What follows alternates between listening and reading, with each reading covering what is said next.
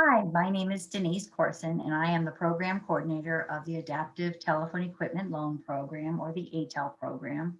And we are also a partner agency for the Rhode Island Assistive Technology Access Partnership, ATEL. This partnership is designed as a statewide partnership of organizations, each with a targeted assistive technology focus, working together to improve access to and acquisition of assistive technology for individuals with disabilities. This presentation is in collaboration with the Healthcare System Transformation Project on employee assistive technology that can be used by healthcare facilities to communicate with employees with hearing loss. 48 million Americans have hearing loss anywhere from mild to profound. What does it mean to be deaf, and how does it differ from being hard of hearing? The answer depends on who you ask and what their perspective is. The medical community defines deaf as a hearing loss so severe that there is little or no functional hearing. Hard of hearing refers to a hearing loss where there may be enough residual hearing that an auditory device such as a hearing aid or an FM system provides adequate assistance to process speech. The cultural definition is much different than the medical definition. According to the cultural definition, being deaf or hard of hearing has nothing to do with how much you hear, but who do you identify with? Do you relate more closely to people that are hearing or the deaf individuals? Culturally deaf individuals view themselves as a unique cultural and linguistic minority who use sign language as their primary language versus speaking. How can a deaf employee that uses sign language make a phone call at the office? Video relay service. So video relay service allows a deaf and hard of hearing communities to make and receive telephone communication with hearing people using a video connection through either a TV, computer, or a smart device. You can make these connections. The deaf individual can call whoever they want through these devices and sign to an interpreter who voices for whoever they want to call what's being said to them. How can an employee that can speak but has a difficult time hearing on the phone make phone calls at the office? So there's basically amplification and captioning. So there are devices that you can attach to your business line, like a amplification type device that can make things louder for the hard of hearing individual. If the hard of hearing individual needs captioning, there's three other types of accommodations.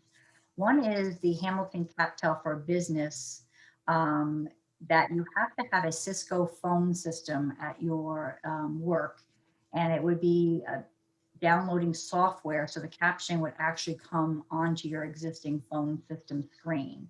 But again, you do have to have a Cisco phone system for that to work. The next option is you can get a captioning telephone, but you would have to have it attached to its own direct telephone line, such as an analog line that a fax would use. And it would not allow you to transfer phone calls through your business system. It would only allow the hard of hearing individual to make direct phone calls to individuals. So again, that is the downside of that using that device. You can also use WebCapTel, which basically uses your own computer screen at work for the captioning. You can use any telephone you want, and you just log in to your account on your computer, and you put the phone number of the phone number you are using and the one that you want to call. And when you hit connect, both phones ring, and you're able to have a conversation through your telephone that you already have, but you can read what's being said on your computer screen. How can a deaf employee that uses sign language communicate during an office meeting? You would need a sign language interpreter. So you would either, if you knew the meeting was coming up in advance, having a in-person sign language interpreter is always preferred, but you do have to schedule that in advance. If you don't have there's nobody available and it's okay with the deaf individual, you can have a video remote interpreter, which basically you have to have a smart device and an account with a video interpreting service, remote interpreting service. And basically when you log into the account, you would get an interpreter on the smart device that you would have to face towards the deaf individual. They would sign what's being said in the meeting to the deaf individual. The deaf individual can sign back to the interpreter, and that interpreter would voice what the deaf individual is saying. How can an employee that can speak but has a difficult time hearing participate in an office meeting? Again, captioning is the best way to do that. There are 3 different ways to caption. Having a live cart reporter there that basically transcribes the whole meeting either on their laptop or projects it on a screen.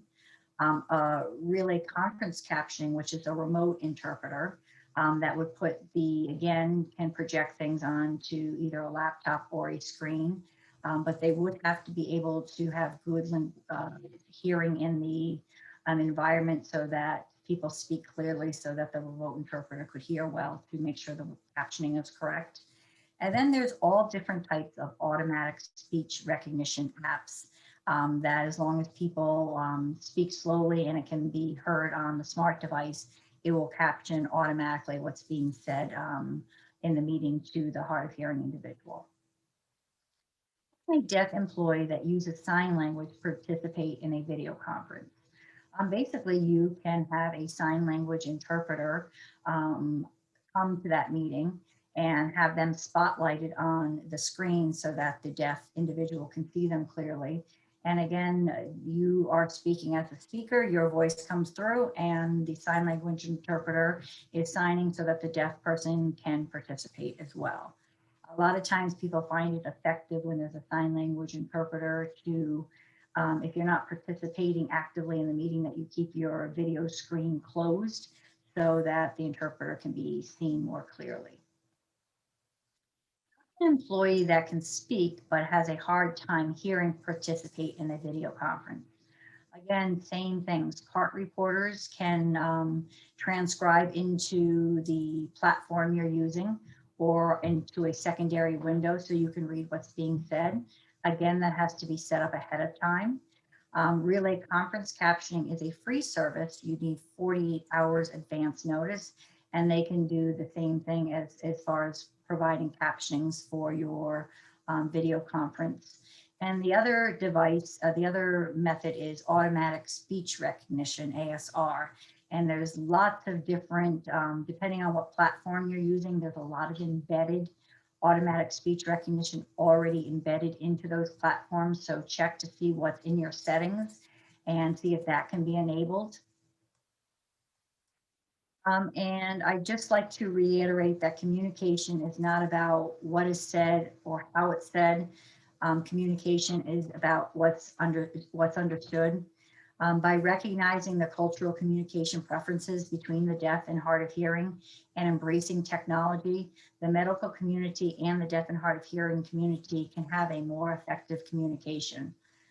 Effective communication is essential in any business, but even more so in healthcare. The effects of poor communication in healthcare can have extreme serious consequences, as with other businesses. However, poor communication in the healthcare setting can result in misdiagnoses, other medical mistakes that can be easily lead to avoidable health complications and death of patients. So making sure you have good communications with not just patients, but your employees is essential. And the last slide includes some reference material if you want more information on the topics we discussed. Thank you.